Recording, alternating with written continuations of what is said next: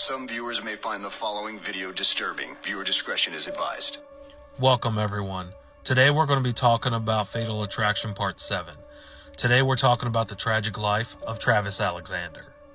Before we proceed any further, I wanted to make a disclaimer for everyone watching that on today's episode of Fatal Attraction, we will be covering graphic details of the crime and murder of Travis Alexander. And we will also be using a lot of crime scene photos that were used during the crime and murder of Travis Alexander. So viewer discretion is greatly advised.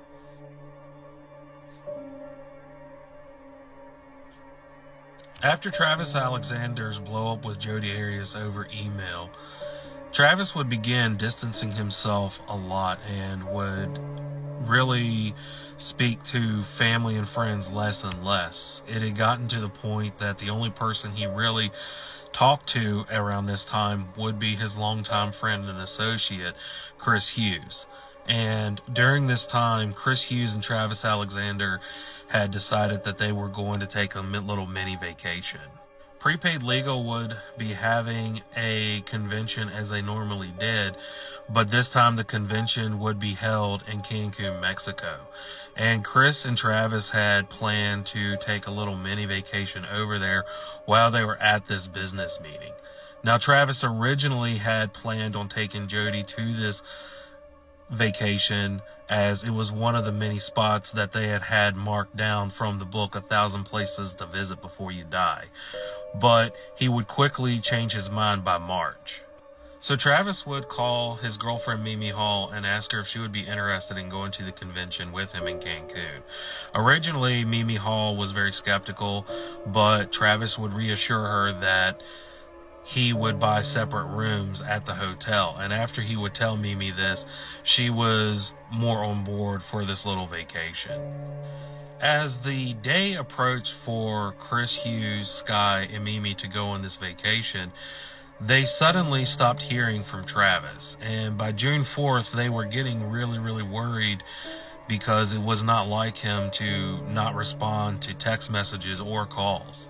And by June 9th, they would all drive to his residence in Mesa, Arizona to check up on him. Unfortunately for everyone, Travis Alexander would have been dead for 5 days.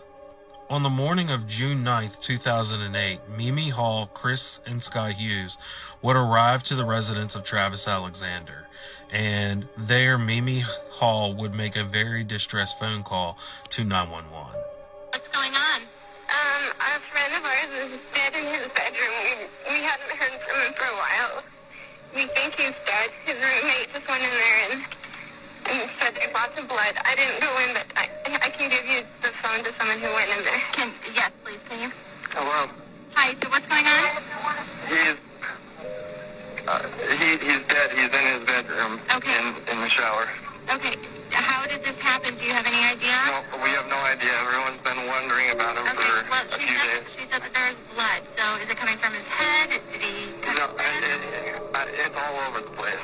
As you have just heard, that Chris Hughes would confirm to the dispatcher that Travis Alexander was in fact dead. And the dispatcher would also continue asking Chris and Sky Hughes if he had been depressed or suicidal lately. Sky Hughes would tell the dispatcher that he had been depressed, but did not think that Travis Alexander would ever do something as far as suicide. Sky Hughes would also tell the dispatcher that Travis Alexander had recently ended a relationship and had been pretty sad about it, but to her knowledge was not suicidal. Sky Hughes would also tell the dispatcher that Travis Alexander was not someone that would just end things just because a relationship had ended. And the dispatcher would then ask Chris and Sky Hughes if there would be anyone that would want to cause Travis Alexander harm, to which Chris and Sky Hughes would both say he has been having a lot of trouble with an ex-girlfriend who's been stalking him, slashing his tires, and giving him a lot of issues. The dispatcher would ask the name of the person, and Chris and Sky Hughes would both say Jodi Arias. On June 10th, 2008, the police would turn in a report of everything they had found at Travis Alexander's home in Mesa, Arizona. In this report, the police would write that on the 9th, Mimi Hall, Chris, and Scott Hughes would walk up to Travis Alexander's residence and would unlock his front door, as each of them had a key to his house. They would make their way upstairs to the bedroom and would notice that the hallway leading into the bathroom in his room was completely covered in blood. They would find Travis Alexander's body in the shower and would later say that his chest was completely covered in blood. Not to mention blood was completely covered in the shower as well.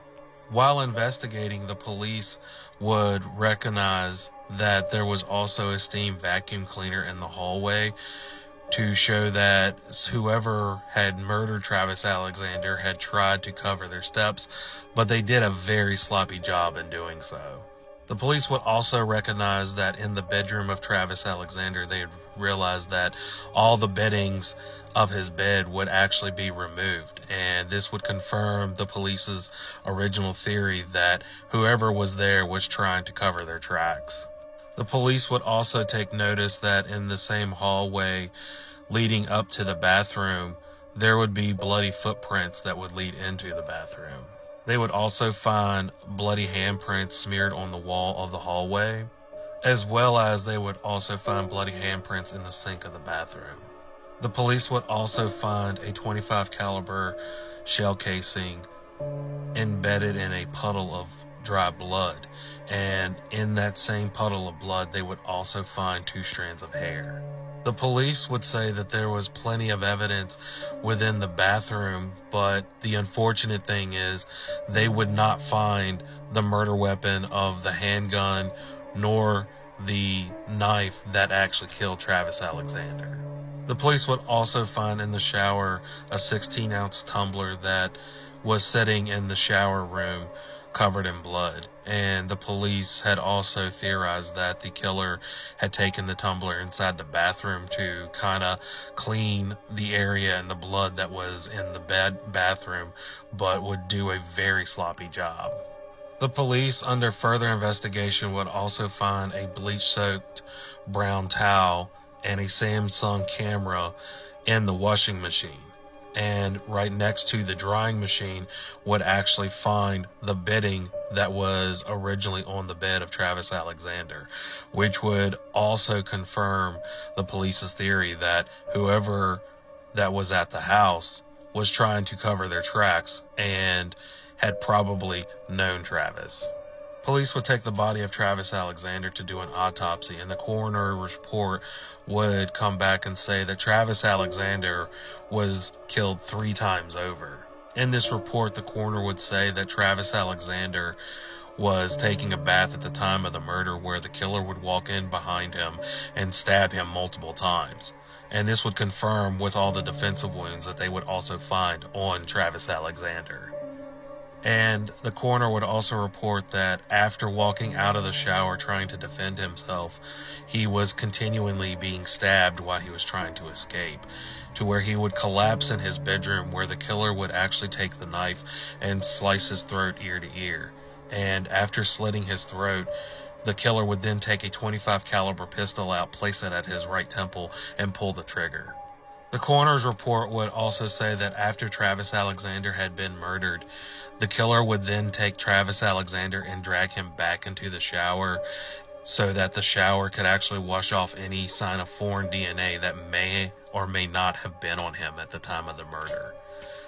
The coroner would also say that out of a total, Travis Alexander would be stabbed a total of 27 times.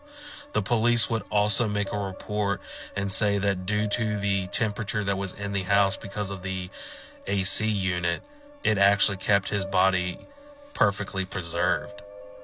Considering just how brutal and vicious the murder of Travis Alexander was, and considering the fact of everything the Hughes had told the police about Jodi Arias and Travis Alexander's relationship, the police would quickly make Jodi a key person of interest. But it would not take long for the police to hear from Jodi Arias.